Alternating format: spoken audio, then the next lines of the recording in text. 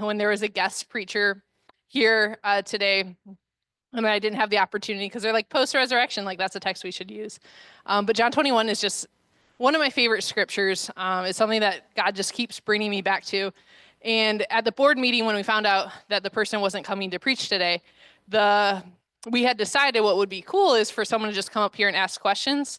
And I said, oh, I can do that. But then I got really excited about all the questions I was asking, and I started answering them all, and it kind of turned into a whole thing. So I would say we'll see where this goes. I know that if anything, God used this, I think, last hour to be a real blessing in my life.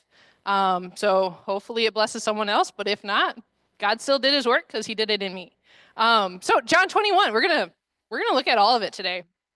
In which maybe it's ambitious, maybe not. I think it's such a cool chapter. It's the last chapter of John.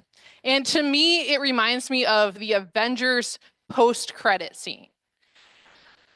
And I don't know, like maybe so. I think most of us probably know what the post-credit scene is all about. At the end of the movie, you get done. And then, normally during movies, like you leave because it's just a whole bunch of names. But the Avengers changed that culturally. And they put really cool stuff, really important stuff for the plot in that post-credit so that you would stay and you see all the names and all of that. And I think that John kind of does this in John 21. Like this is something that is important for the plot. It moves it forward between the Gospels where we see Jesus's work and when we see the disciples' work in the book of Acts. And it's something that you don't want to skip and you don't want to miss. Okay, so don't skip out early during the credits. I'm glad that you guys stayed this far.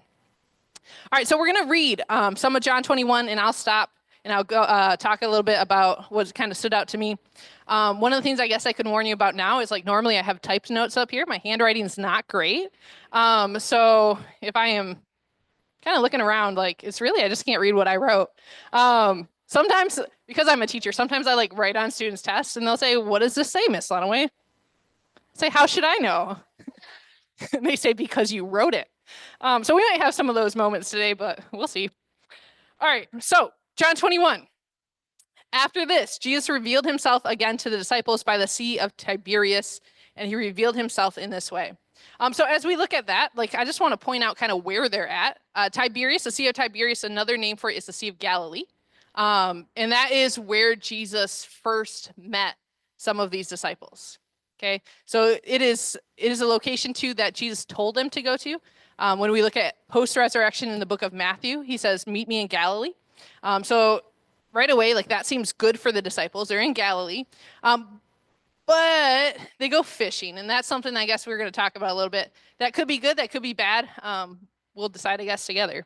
So Simon Peter, Thomas, called the twin, Nathanael of Cana in Galilee, the sons of Zebedee, and two other of his disciples were together. Simon Peter said, I am going fishing. They said to him, we will go with you. They went out and got into the boat, but that night they caught nothing. All right, so as I was thinking about questions, the first one is, why fishing? Like, what are the disciples doing here? At this point, Jesus has died. He's resurrected. They've seen him resurrected. So my real question had been, what should they have been doing? Or what could they have been doing instead? And actually, maybe we'll take a second. We'll think about that together. I'll ask some questions today. I'm a teacher. Why not? What could they have been doing? Or what should they have been doing instead of fishing, maybe? They just met Jesus post-resurrection, probably a few days ago. What do you think you would be doing? Jonathan, go ahead.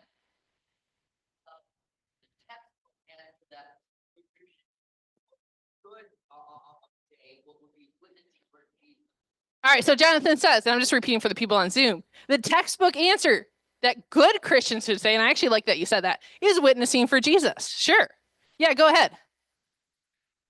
Okay, yep, so evangelizing, that's again our textbook answer. So they should be telling other people about what happened. What else? Any other ideas of what they could have been doing rather than fishing? They could have been mourning Jesus, right? Like their friend's still dead. I mean, he's alive now, but like, what does this mean for us, right? Like he's not with us the way that he was before. So like, what does that mean for us? Like, how is our relationship going to be different now, post-resurrection? Any other thoughts? What else? They could have been celebrating, right? Because they see that Jesus is exactly who he said he was. He raises from the dead. And like, it seems like the promises, the things that he said would be true, are true. Any other ideas of what else they could have done? Jonathan? Ooh, they could have started writing it down. I actually don't know. I guess Matthew probably was literate, or at least that's how the Chosen portrays it, but maybe not all of them were. So we take, I think, writing for granted. Frank? But their leader is gone. So what else? What are they supposed to do without their leader? They could have been disbanding. Like, he was the thing that brought us together. So that's separating. I think that the fact that they're fishing instead of disbanding is probably a good thing for them, right? Yeah, they were afraid still. Like, their leader was not just gone, he was murdered, right? Because they didn't like what Jesus was bringing about. That's what the Roman government had problems with. So they could have been hiding out because of that. But the disciples are going fishing instead of all of those different things. And I think when we think about fishing, like, that was originally a lot of their careers. Okay, so Peter, John, James, like, why would they go back fishing? I don't know, I guess if those are the disciples there. Peter's one. They need to eat, right? Like, that is potentially income for them, provision for them. I think that this is part of it. It's a life that's comfortable for them, right? It's what they're used to. It's what they know.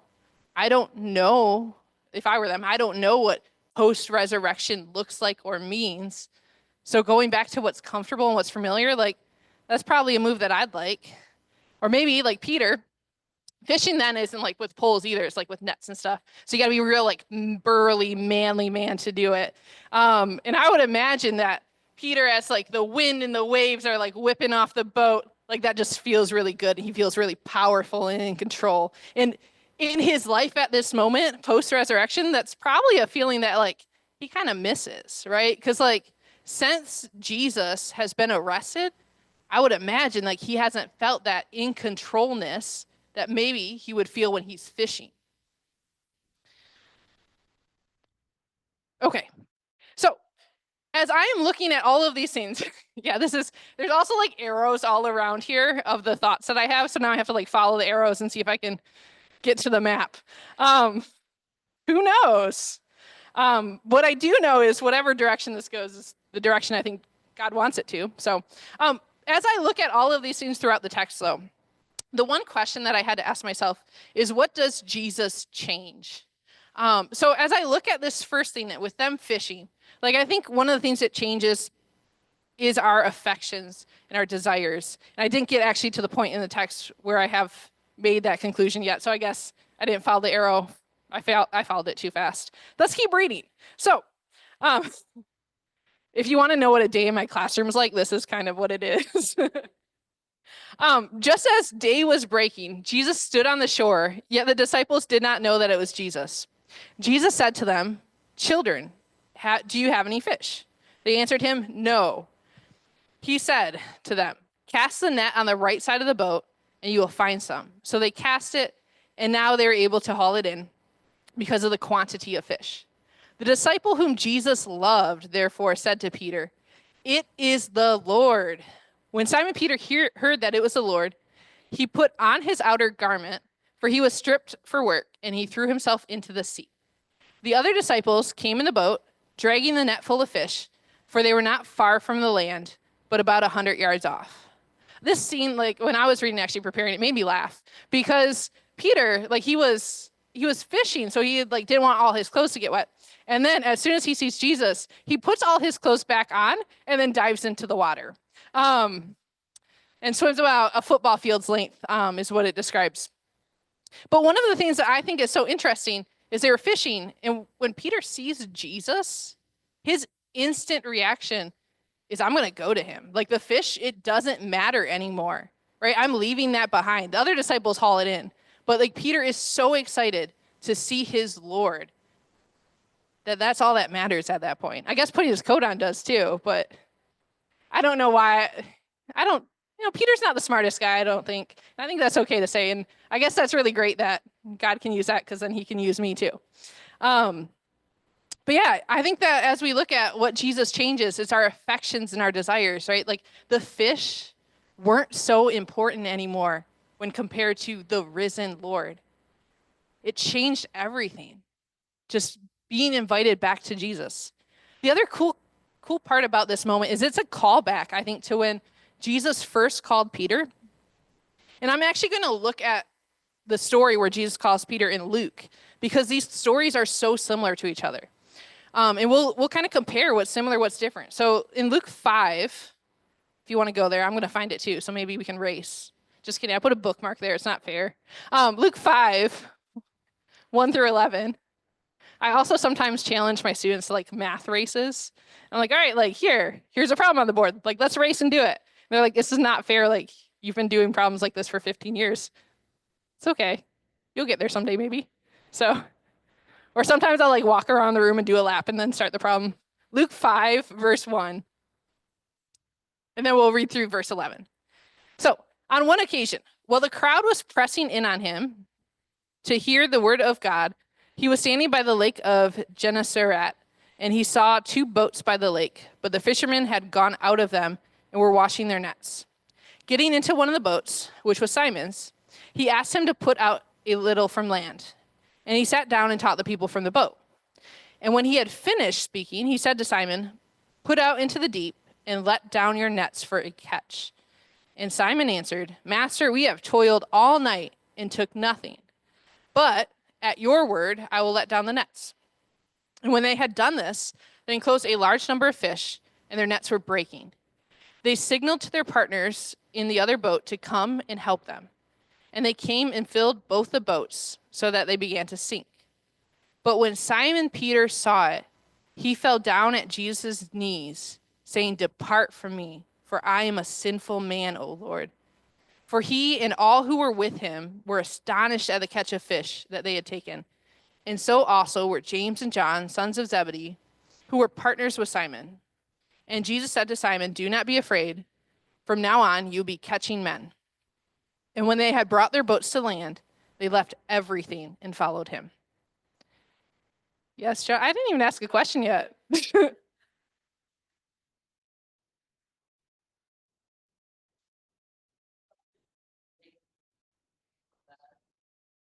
Yeah, so I think it's just different translations maybe. So I have an ESV Bible up here. But yeah, maybe the NIV, that seems very classic. I think NIV kind of quote, "I will make you fishers of men," but different translators have different goals as they write translations. So they just maybe change the wording a little bit there to make it more understandable or more true to the text, etc. So what I think is interesting here, though, is that this story is so similar, right? They're in a boat, they're fishing. I mean, they weren't actually fishing in this second story. But Jesus is like, let down the nets, fish. Fish a little bit, let down your hair. And Peter does in both. And he is taking away a miraculous catch of fish in both stories. And in both stories, when that happens, what they realize is this dude who's telling them to do that, he must be the Lord. Now, what's interesting, though, as a difference is Peter's response in both stories. So this story, Luke 5, when Peter sees this, his instant response is, "It's the Lord, and I am not worthy. It's the Lord, and I'm not good enough. I shouldn't be here in front of him." And 3 years later, 3 years after spending with Jesus, when this happens again, and Peter sees the Lord and knows it's the Lord, his instant response is to run to him. He has seen the goodness of God over those 3 years of ministry. He's gotten to know who Jesus is. And the more that you get to know who Jesus is, the more you realize that, yes, maybe you're not worthy. That's true. You're not good enough. But Jesus is so kind, and he's so gracious, and he's so loving. And that doesn't end up mattering as long as you're choosing to trust that. So I think that in comparing what happened in Luke to this moment in John, like we see this huge growth in Peter, this huge growth in his understanding of who Jesus is. And whenever I think about problems or things that need to improve in my Christian life or in maybe someone else's, my first instinct is always, well, you just need to see and look more closely at how good Jesus is, because I think that's what changes everything. At least I know that's what's been true in my life. Okay, let's keep reading John 21. So you can flip back there. I already did it. So I guess if we're racing, I took a head start because I know where we're going. My bad.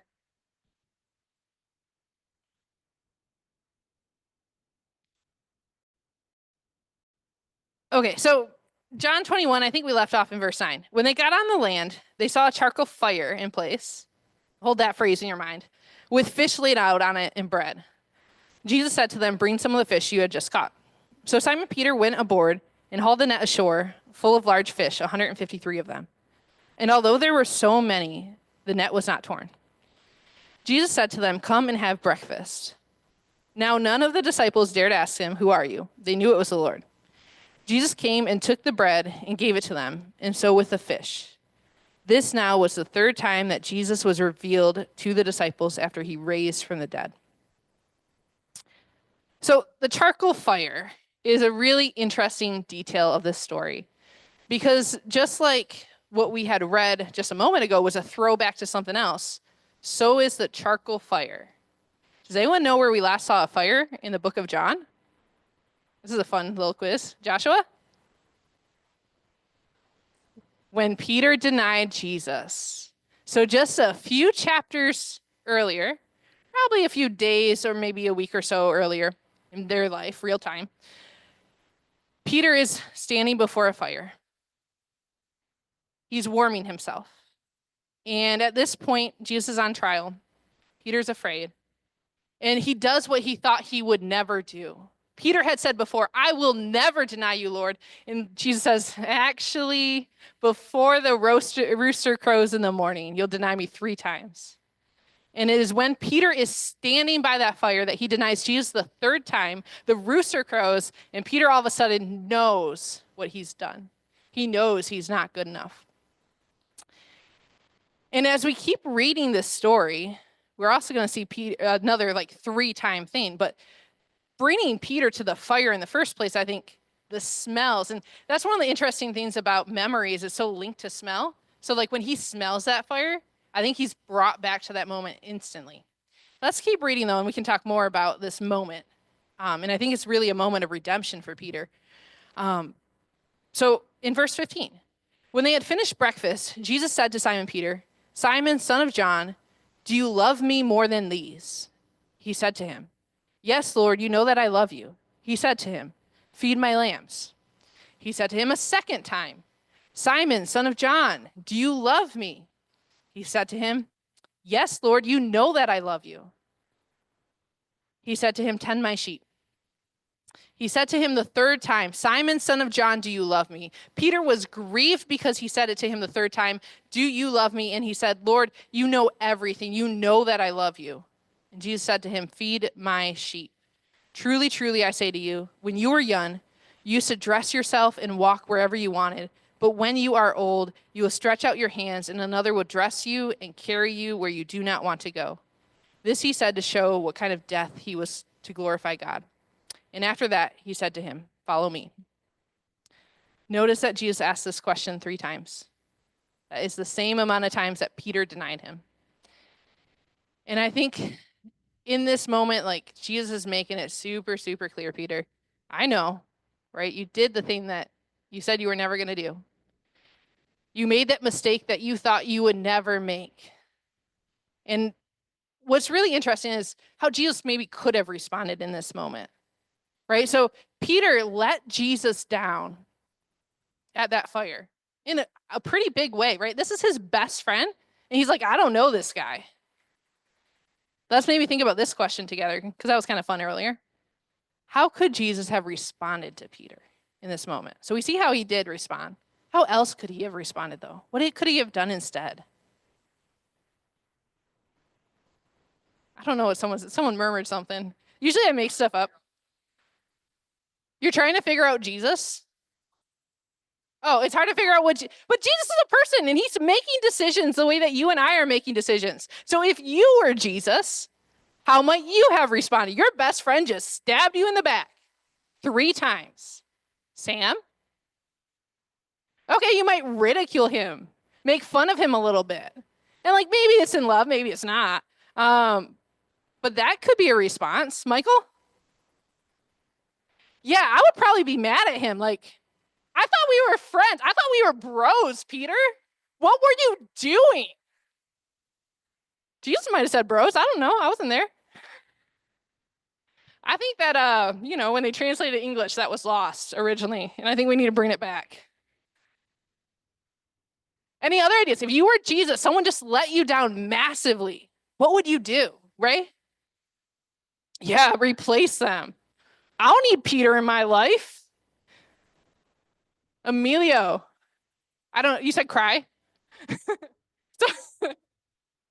So Emilio is just going, and maybe this isn't actually your response, but he's just going to break down in tears.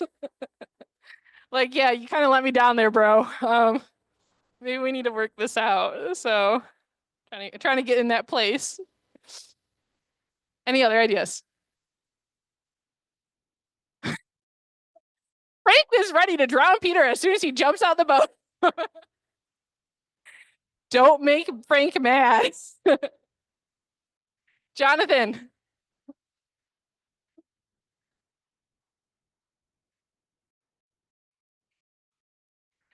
No, I agree. So Jesus always knows the perfect thing to do.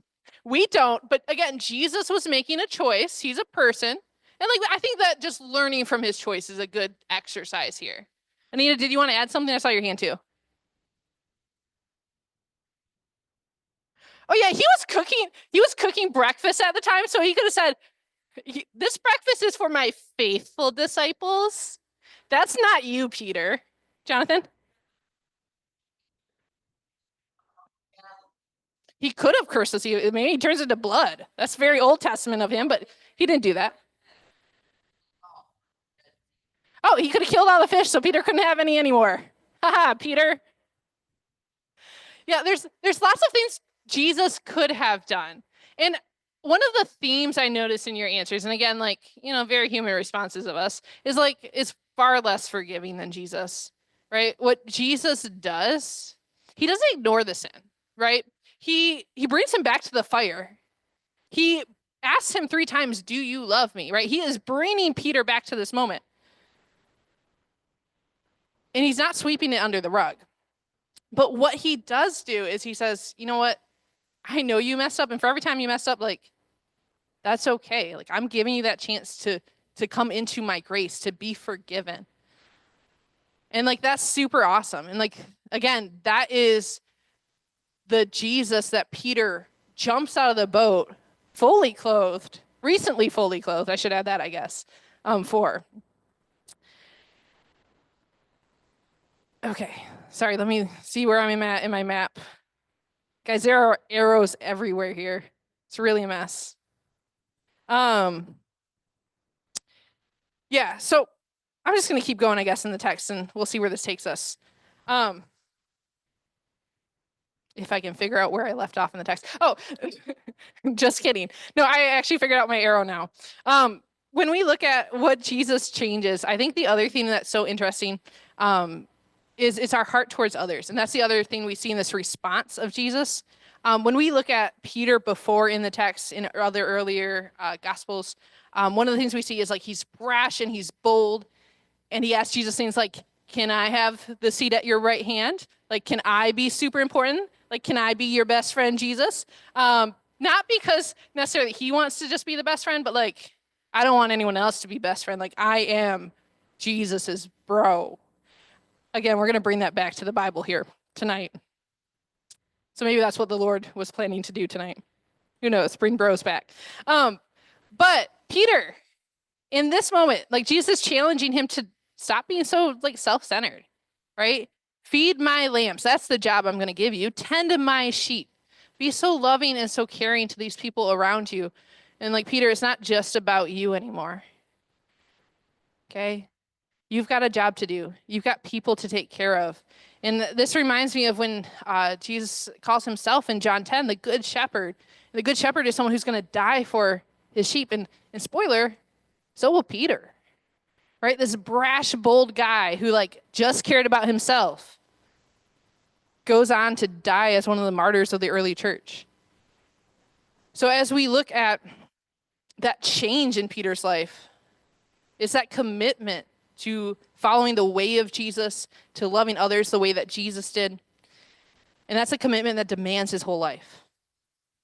Okay, there's one more part of the text. We're reading the whole thing because it's so good. All right, so starting at verse 20.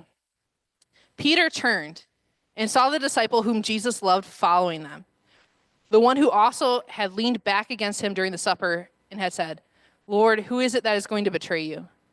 When Peter saw him, he said to Jesus, "Lord, what about this man?" Jesus said to him, "If it is my will that he remain until I come, what is that to you? You follow me."